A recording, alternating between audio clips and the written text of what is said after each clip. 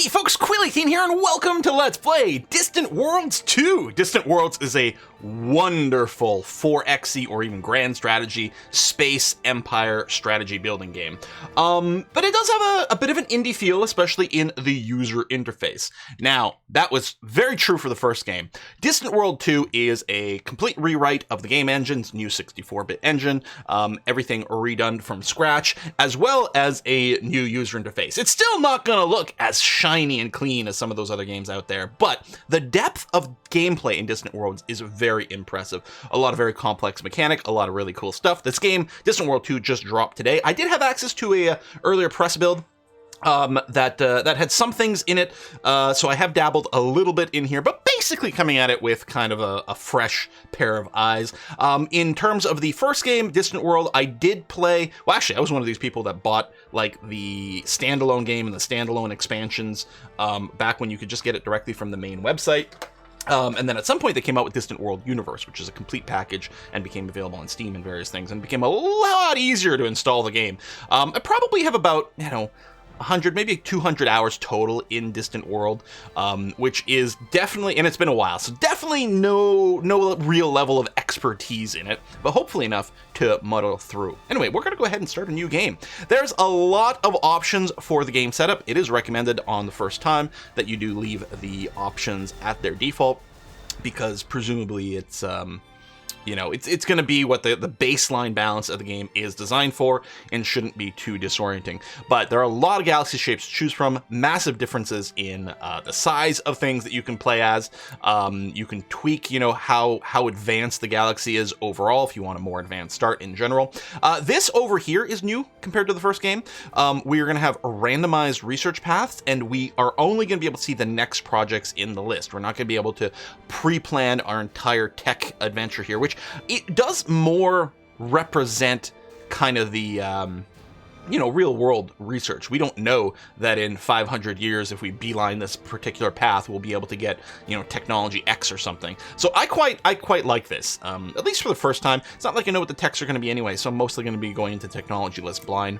We'll leave all these threats by default with the pirates and the space creatures. Colonization over here. One of the things that can dramatically change the game is the colonizing range limits. So this is how far away from an existing colony you can drop a new colony. So by setting the limit very high or even eliminating it, people can colonize all over the place. But by setting it fairly low, you'd force everyone to be in kind of tight little clusters, which is kind of cool. I'm going to leave the default here, and we'll see how that feels. There are 7 playable races. There are also a bunch of minor races that you can run into and interact with in the game, but 7 playable races. I don't think there's a massive mechanical difference between how they play compared to things you might see in Master of Ryan or Stellaris. They do have different personality settings over here. Now, the top 3, I'm not sure if that actually affects anything in terms of your player race, or if it's just an AI thing. That I'm not sure about. Certainly the bottom 3 over here will affect you as a player. Every race has their own colonization modifiers and preferences, and every race has their bonuses over here. So if you look at the Xenox over here, for example, they are really good at espionage. So like, PsyOps, I'm assuming, well, I was going to say that might be a research rate thing, but maybe not. I think they just have a ton of great espionage stuff and good ability to research shields and have more powerful shields over here. All the races do have these negative modifiers for relationships with all other races. No one has a positive. Seeing a -10 is like as close to like a baseline reaction as anything. So everyone's just naturally suspicious, I guess, of the other races. Some more so than others. If we take a look at the Buscara over here, they actually have like -100s with them. These they are really not into the other species. Everyone's got, I don't know if the preferred government actually means anything. I don't know mechanically what it means. Maybe this is just the preferred government when the AI gets generated with these. I don't know. There is a difference in allowed governments over here. Like, not everyone can be a hive mind, and only the Ackdarians over here can be a technocracy, which is why we're going to be playing the Ackdarians, and we're going to be a Technocracy, because that sounds really cool. There's also, where was it? Somewhere there's technology that only various races have. And I thought it listed it somewhere here. And it probably does, but I might have just missed it. So yeah, every one of these, it does explain it in the manual as well. Every race has a few technologies that only they can get. And that can be one of the things that leads to some differences. The Ackdarians get more efficient engines, as well as very fast fighters and interceptors and bombers and things like that. So we're going to go a little bit more like maybe mothership with our ship design. Sounds like a lot of fun. So we're going to be the Deependers here. The Ackdarian race, but specifically our empire is going to be the Deependers.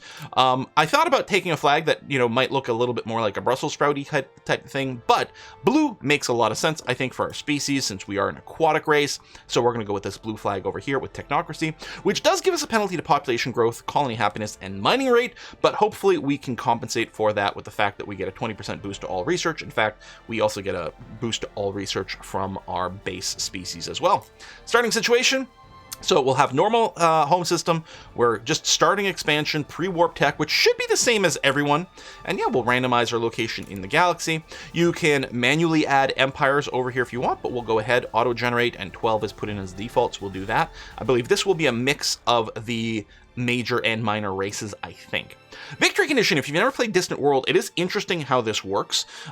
There are a variety of different places where you can accrue points, victory points, effectively, territory, population, economy, as well as a race-specific one, which will actually be a combination of more even like sub-criteria.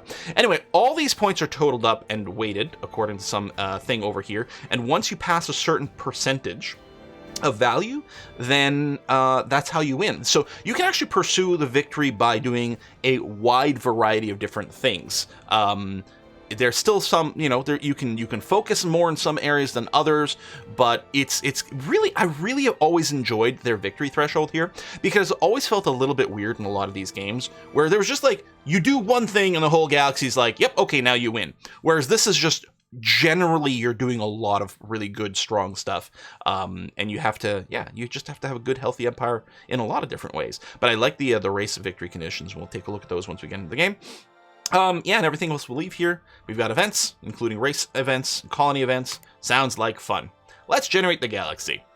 You can cycle the automation settings for the selected ship using the equal key.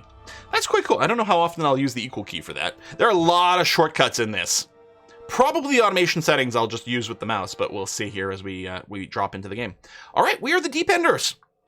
It's our faction name anyway. Government is Theocracy.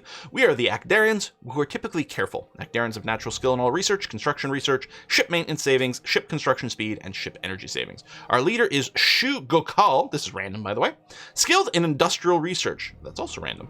Our home colony is Orestu, a deep ocean planet in the Yagdal system. Nearby is the gas planet Yagdal 5. Also nearby are the desert savanna moons Zhao Hu, and the sulfur volcanic moon Blightdup. All right, yeah, sure. Those names are not going to be easy to say. Faction is primitive technology. I like how it says this here, and then it talks. Oh, we're just beginning our first steps into space. Yes, well, we're primitive from a certain point of view, I guess. Oh, this I'm not used to seeing. We are in contact with Yagdal 2, an independent colony of Keterovs. So there's another species in our home system? I did not see this in my little practice tests. That's very interesting. I don't know what that's going to mean for us necessarily. All right.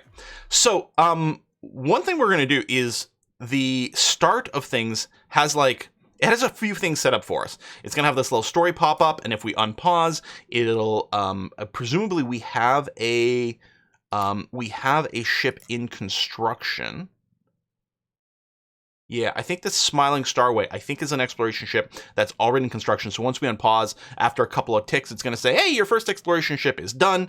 And then it's going to interact with the space station as well. So a bit of an opening story here. But let's go ahead and read that. The Ocean of Stars. Can I not drag this? Oh, thought I'd be able to center this. Anyway, in the ancient Ackdarian undersea city ruins, which are on our planet, if we click on our planet over here, there is a place. Is it on the flyout? No, that's to cycle between things. Colony detail screen. Planetary. Oh, hang on. Planetary facilities. There we go. Ancient Ackdarian undersea ruins. We've made a curious discovery. The great ocean of stars awaits us. I think is a great way of describing space for this aquatic race. What or who we will find there. In centuries past, our ancestors built the great undersea ruins that still reveal their secrets to us today. Their works were for many generations beyond this, their ultimate fate unclear, but across the ages, we have long felt the call of the void. The technology of ancestors have shown us how to travel faster than light itself, but the ruins also tell of a terrible and sudden apocalypse whose cause we do not yet understand. We must not let this deter us. Our understanding of science has allowed us to glimpse a greater destiny that awaits us beyond our world. Let us complete the work they have set before us and keep science as our guide as we set forth to push back the darkness, confront the unknown, and bring peace and enlightenment to all. That's me. I'm a pacifist. We have found a technology that advanced our understanding of early warp field experiments as well as research labs, and the ruins are giving us a 7% boost to colony development, 9% boost to shield research, and 10% scenery. Oh, that's quite nice. And yeah, it's just on the planet over here. Well, isn't that lovely? Let's go ahead and pause for a sec. There will be some more story events in a second here once we unpause once more. But let's take a moment to zoom out. So this is our planet. This is Arrestu, where we are currently living. It's saying that we've got 2 billion people on this.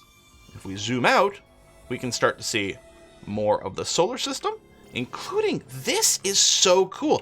I have no idea what this means, but we have some Keterovs living here. All right, fascinating. We can zoom out more. This blue sort of polygon over here, I believe is the area of influence from our empire. I think it's kind of an odd shape because I think it like limits how much it can push where there's another star system, whereas here it's empty space, so it's just like, yeah, we'll go ahead and claim all this. But hopefully we'll get more interesting things. And where are we? So we are near the inner core, right? The center of the galaxy over here. I think the game refers to like inner core, outer core, and then like the far reaches. So this might be technically in the outer core, or at least on the border. I don't think there's any mechanical difference. I think it's just when you're setting up your game, you can sort of choose relative position where you are. So it should be fairly easy for us to go in basically every direction from here. It might increase the sides at which we have some neighbors. I don't know. Anyway, at the top here, we've got our current tech that is being researched is early warp field experiments to unlock the skip drive. If we click here, we can see the tech tree. And yeah, so we can build ships here. And in fact, there is an exploration ship in the queue, but it does not have access, I believe, to actual FTL technology. It can't do a warp jump. So mostly the current ship that we're going to build is going to be restricted to the current solar system. I mean, you could start a very long trip between stars, but I don't think it would ever get there within the context of the game. But this will finish, and then we'll be able to do some warp stuff. And so, yeah, we can take a look over here. It is one large research screen with different little subcategories. So, effectively, they're individual little trees. I'm assuming that the command, crew, and medical systems doesn't flow out into research, for example. But who knows? There might be some places where there's some crossover for some reason. So, we've got all the way to complete the mock diplomacy here with the Ackdarians set as a bonus. It looks like it's done. That's how I'm interpreting this with the full colors as opposed to the grayed out ones. Looks like we just start with that unlock. Basic crew systems as well. Basic storage systems. Yeah, fuel cells, cargo bay. Yeah, so we've got a little bit of starter technology already seated in here. Okay, now that includes our research lab technology. Oh, what? No, cancel. I didn't want to quick buy anything. Basic research lab. Now, I think, like with the original Distant World, you're mostly building those in orbit around planets and stuff. We'll see. There's a tour for the screen. We're going to leave that be for now. What is unknown object? This is new. This must be the other race. Exploration detected unknown items at Arrestu. Oh, no, that's our planet. Oh, it's probably the spaceport. Or the ruins on the ground. I don't know. That's fine. We can just go ahead and dismiss this. Yeah, let's go through the menus really quick. So the menus by default are kind of interesting. You just sort of hover and then you can mouse down and see more. You can also click to kind of lock it open over here, especially if you got shaky hands like me and you're very likely to lose out the menu. So this is our empire as a whole, the Deep Enders. We have negative cash flow. I think that'll fix itself pretty quickly, hopefully. We got 24k cash, some colony approval for now. I think our homeworld gets a pretty good bonus to colony approval. Because remember, as a race, or not as a race, as a technocracy, we do get a penalty to happiness, but hopefully we'll be all right there. Yeah, income, reserve amount, our expenses. Oh yeah, so we could like spend less on our ship maintenance. Presumably these are going to be set to 100% automatically when we actually have these facilities. Kind of a little odd that it's set to 0. There's our government. Have a revolution and switch government. Yeah, not right now. So these, oh, empire bonuses from all sources. So that's great because it's adding it all together. So yeah, you can see we have a full 25% boost over here. The minus 10 half. Where's our mining? That's interesting. I wonder if we have a net 0 modifier to mining, because we have a minus 10% from a Technocracy, but I don't see it over here. So I'm wondering if we have something that offsets it. Or maybe it'll show up somewhere else. Anyway, we have our current leader over here, Shu Gukal, with industrial research skill. So he's currently giving us a 4% to industrial research. And I think these skill levels can also, or these skills can level up as well, which is nice. There's also tons of things that are automatable in this game. In the old game, you could actually set things up to automate literally every part of your empire and play a very different style of game. I don't think they have quite the same vibe in Distant World 2, but there is still a lot of automatable. So this here, the automate, I think might be to like auto position these leaders where is most appropriate for them. So we might toggle that off. For now, we'll leave it on. That's going to be okay. We still have this policy screen. This is what I was talking about with the automation. I think it's maybe a little, maybe it is exactly the same as in Distant World 1. Maybe it's just the way it's presented feels a little bit different. So you can see here, we've got 4 different levels for a lot of these things. So colonization, we can have fully manual, we can have it fully automated, or we can have these things over here where we actually have the advisors, which will show up on the right-hand screen, do suggestions, right? Advisors will make suggestions, but will not implement them unless you improve them. And then suggest and execute will make suggestions that will automatically be implemented after waiting a short period. So there'll be a pop-up, and if you don't interact with it, it'll just assume you want to go for it. So it's effectively like automated, but with the ability to veto. I really like that a lot of things are going to be on the suggest, because starting out in this game, there's going to be a lot of things I miss. But some of these things are having automated is going to be fine. Colony population policy for migration and things. I think, yeah, tax rates and stuff like that can be set to automated, where they just try to hit a sweet spot to balance happiness versus taxation. I think I'm going to leave these on as a default for now, but it is worth like taking a quick peek. Oh, interesting. Hold on. I want research on manual, please. Crash research is where you spend money to rush it. Ship and based...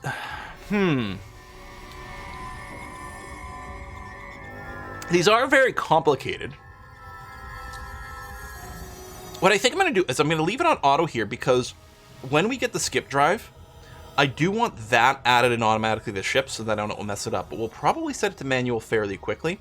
We'll be poking around the ship design screen and trying to figure it out. But yeah, we'll probably set these a little bit more manual. We shall see.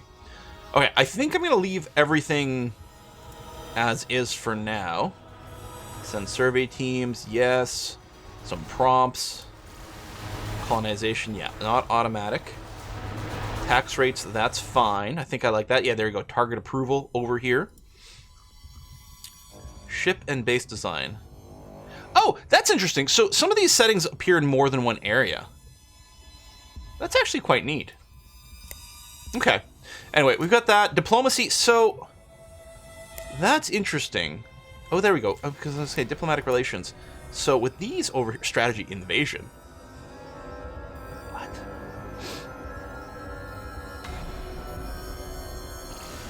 Invasion when enabled. Your empire will prepare to invade and take over the independent colony by force. When invading independent colonies incurs a reputation penalty. Yeah, but if we do it before we meet anyone else, they'll never know.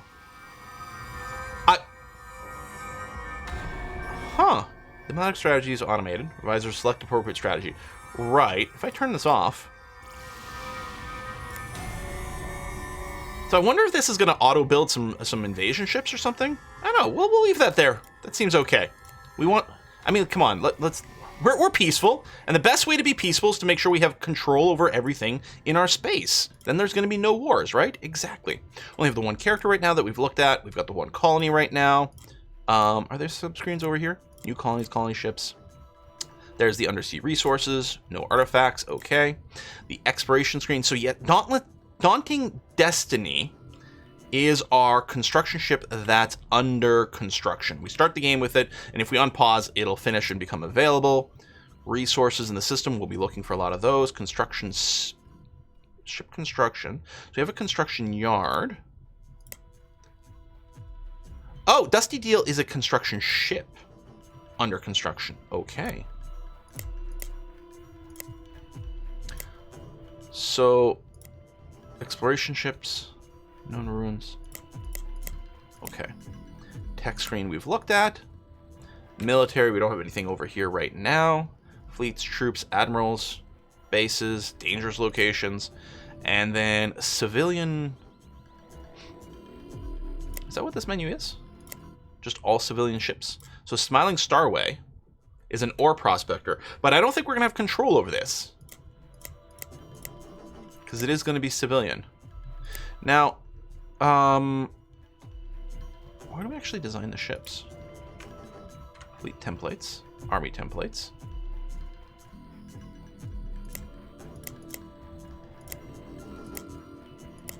Ship construction, build order, construction ships. Oh, ship design's over here. Yeah, there we go. Let's take a quick look at what our exploration ship's going to be. It's going to be the EX-1 Navigator here. I guess I can click edit. There we are. Oh, look at the design of our ships. How cool are these? Oh, very nifty. So we can see what's going to have. Some cargo bay, command centers, crew, cells, basic reactors, solar panels, mining engines. Did you actually mine the survey ship? Maybe you can get fuel if you're out somewhere so you don't have to worry about running out. No, survey module. Yep. All right. Well, we're not going to be making any changes to that right now, but I want to know where it was. Great stuff. Let's unpause again. There we go. We got our first ship. The Daunting Destiny is over here. Now, you can filter through everything you own over here. Or everything you know about, presumably, because that includes Yagdal over here. I think X toggles, yeah, X goes between your exploration ships. We do have it by default. Their automation is on here, which I think for the exploration ships is going to be just fine. You know, they're going to go out, they're going to scan things within our solar system. It's going to be great. I'm going to go ahead and unpause, and I believe, as a result of the story thing, the first thing this exploration ship's going to do is go through the planet. He's going to go to the spaceport over here, and we're going to get some more story text. Yes, we have that leader. That's great. New exploration ship, that's good too. We can increase the speed over here. And yeah, our advisor, there you go, is suggesting we build more exploration ships. And I completely agree. In fact, I want a few of these to be able to... Oh, I thought it was going to prompt me for how many.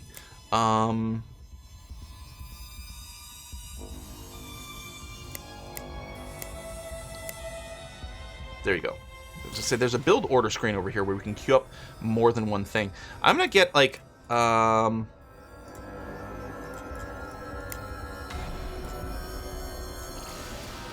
I don't think I can actually. Do I not have the shipyard? How come I can't actually click them out? Oh, there we go. No. Maybe I have to wait for the story to expand a little bit more. I was like, I'm pretty sure I can queue up more ships this way. Is there a quick button to build more ships too? No. But this one is being built. That's the one that was just brought up by the advisor. Anyway, here we have the story advancing with the ancient spaceport. I think the UI will clean itself up, or will make a lot more sense once we advance this little intro here. Our scientists were long puzzled by a strange star that appeared to meander across our skies. Now we have discovered that this star could be a severely damaged spaceport orbiting our homeworld. Surely it was built by our ancestors before the Great Cataclysm, which is believed to have devastated the galaxy centuries ago. Long have we prided ourselves on our ability to design machines that are both efficient and beautiful. Now we have an opportunity to discover the engineering and artistic values of our ancestors. In recent years, we have recently, made great technological strides of our own, but surely there's much to be learned from the knowledge of our forebears. Should we rebuild this spaceport or scrap it for resources? Of course we will rebuild it. There you go. Spaceport rebuild. And it does look really nice. Our ancestors had a truly admirable understanding of form and function. The ancient station is a technological marvel and an aesthetic wonder. When rebuilding the spaceport, workers have managed to retrieve interesting data from the logs. The Ackdarians who inhabited the station used an unfamiliar dating system, but we believe the entries date from centuries past, perhaps as long as 1,000 years. At that time, the station detected massive earthquakes and tsunamis on our planet's surface. These resulted in catastrophic damage to the many undersea cities. In the aftermath, devastating plague swept through the remaining population. This explains why we not only lost our technological skills, but also our knowledge of the past. A small crew was left on the base, while the rest of the personnel took the shuttles down to the planet to assist the population below. Eventually, the remaining crew lost contact with those on the surface. As life support began to fail, the last members of the crew recorded that they were entering stasis in the hope of an eventual rescue.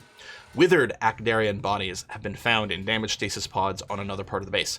They are a sad reminder of what was lost, and yet this is also a time of optimism. We are on the brink of sharing our knowledge, our aesthetic, and our way of seeing the universe. This is an important moment for the Ackdarians and, though they do not know it, any aliens we might encounter. Okay. So, if we cycle our exploration ship, is there a button to, like, follow?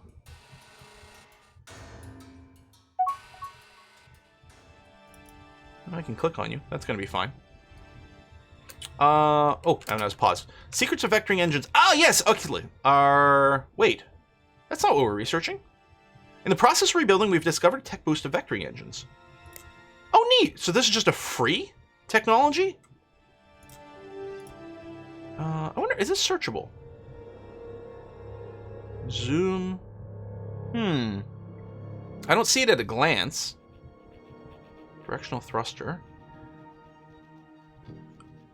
I wonder, it looks like we're halfway progressed on that. Is that what we got? Maybe.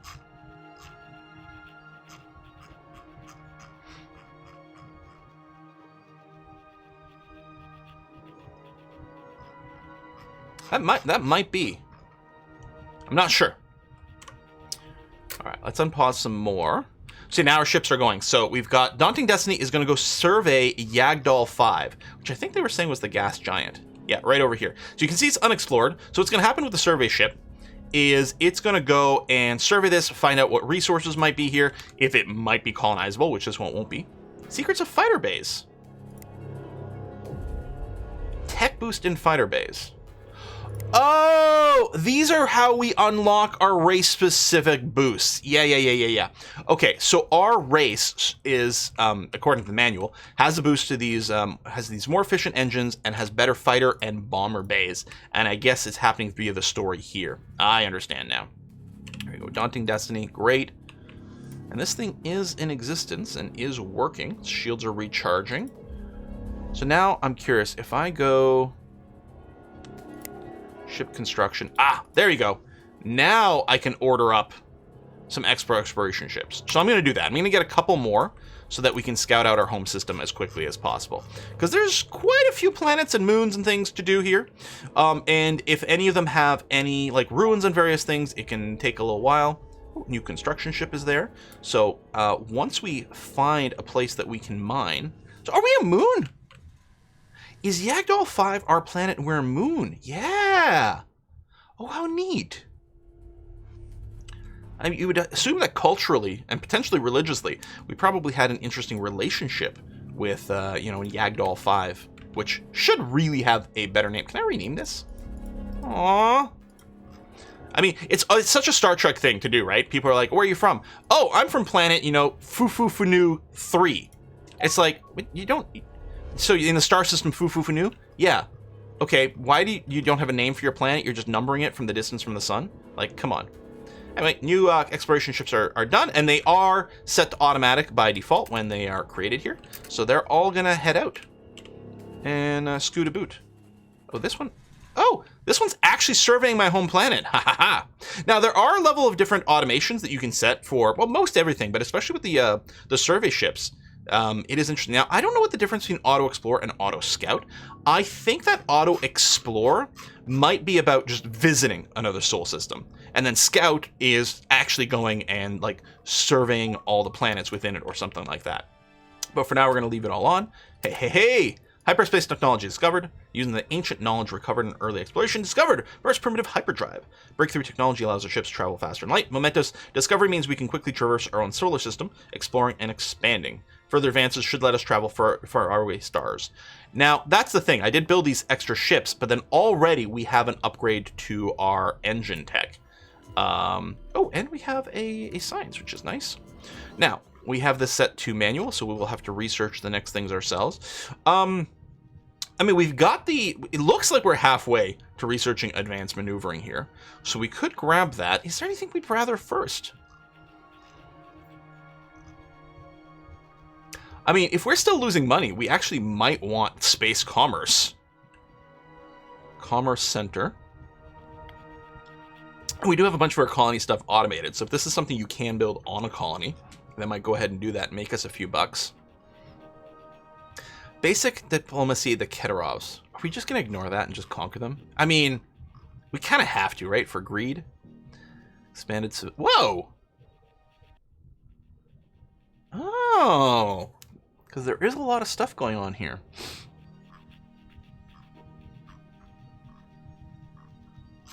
You know, I think... Yeah, enhanced maneuvering. Starfighters. Oh, look! It does connect to a different category. There is some cross things between stuff. So basic orbital assembly is required for starfighters. Ha ha! I'm gonna kick the... Wait, how do I actually queue the research up?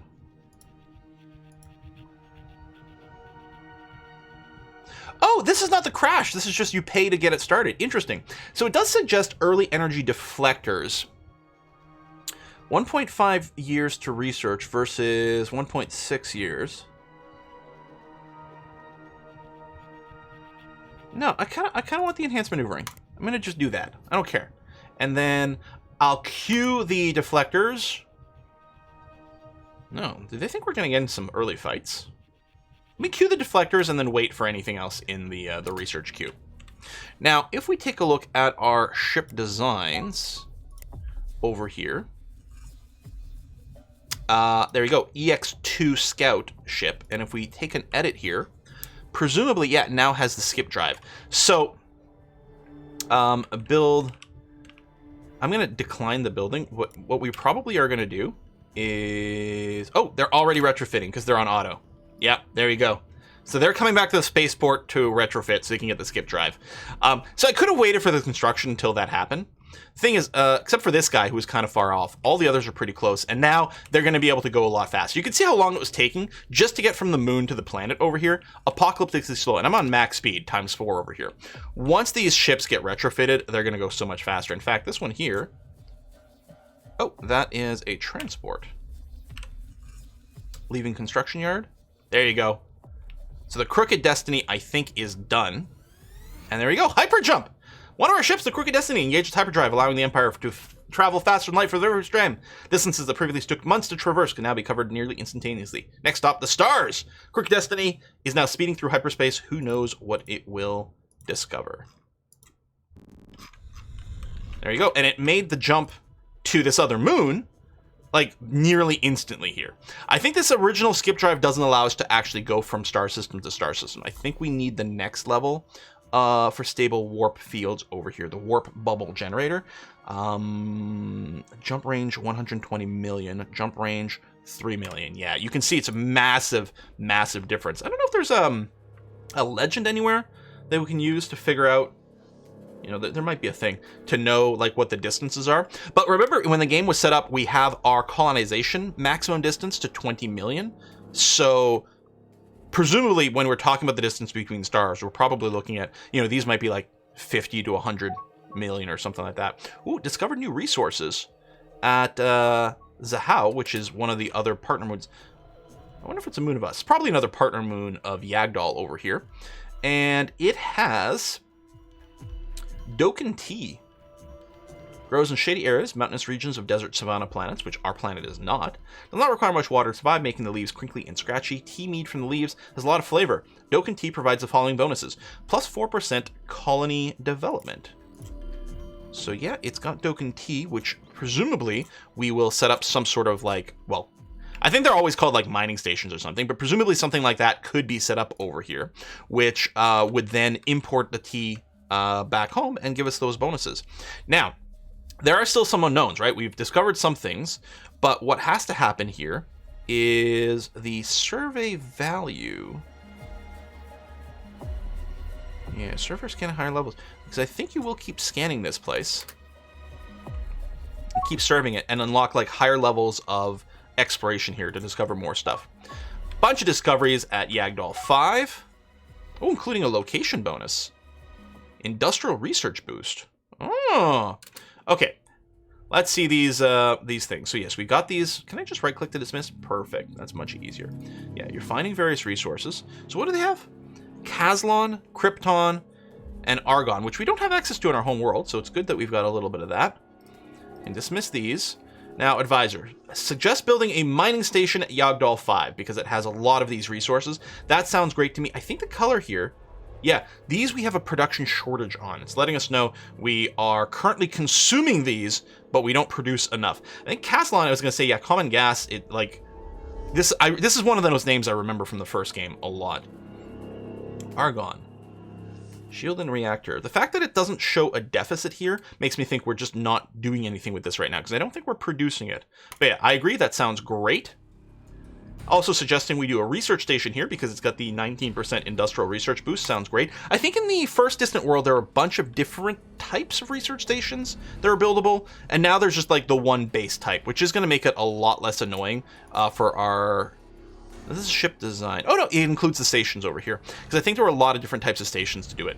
And I think we can also, yeah, I was going to say we can disable the automatic design on ship-by-ship basis. So in fact, with things like transports and things like that, I might be happy to leave it on automatic, but then I might want to override it for, you know, a key military thing. Suggesting that we do build a mining station at, Shahao, or however you want to pronounce this for the T. This does seem less important. What I'm going to do is I'm going to unpause, and the one construction ship we have should hopefully be going to the gas giant first. Now I will assign a mission over here to build a station as well. It does feel like we kind of, if there's a resource we haven't collected yet, it feels like we should probably do a mining on all of them. That seems fairly reasonable. So you're still surveying over here, and you might find more. So again, there's a... Oh, 11 is our exploration level. There it is. It wasn't 10 unknown items. It's 10 is our exploration level, and there's still unknown items presented. There we go. That explains my confusion about things before. I'm like, I thought there was a level.